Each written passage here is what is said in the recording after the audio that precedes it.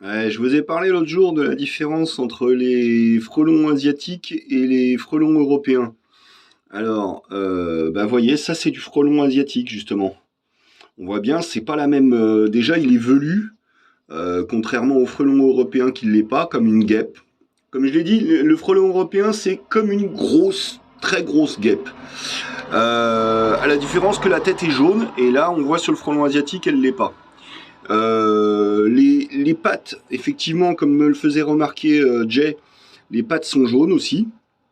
Mais bon, c'est surtout, on voit la livrée de l'abdomen, qui a rien à voir, hein, en fait. Hein. Ça fait la pointe orange, deux fines bandes orange-jaune, et puis le reste tout noir, quoi. Vraiment, c'est tout noir. Donc, je profitais de cette petite pause vite fait, bah, pour vous montrer. Ouais, juste une petite précision. Je sais pas si on voit bien, mais là, en fait, elles ont pas l'entièreté de la tête, mais au moins le visage qui est jaune. Il me semble que les enfin les frelons européens ont la tête entièrement jaune, à part les yeux. Mais bon, là, voilà, il y a enfin, jaune-orange, voilà. Puis bon, les pattes, comme je disais. Voilà, c'était juste ça. Alors, je suis très content de moi. J'ai retrouvé direct du premier coup le nom. Alors que j'en avais pas vu depuis des années. Ça s'appelle des renouées bistortes. Donc c'est comestible, mais alors le problème c'est que bon, il y en a pas beaucoup. Ça faisait moi des années que j'en avais vu nulle part.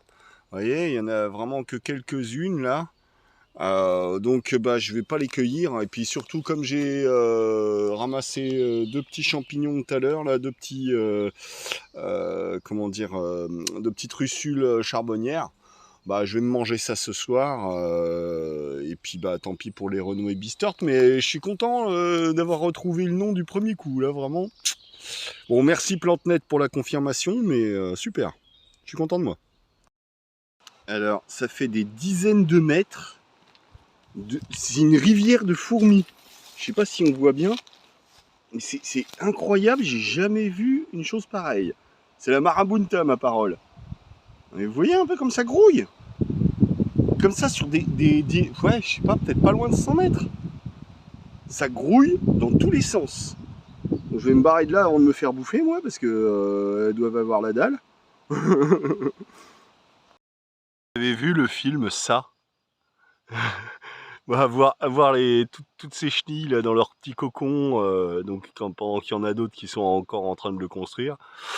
Ça me fait penser au corps suspendu dans la galerie, dans les égouts de Ça. Voilà, ouais, c'est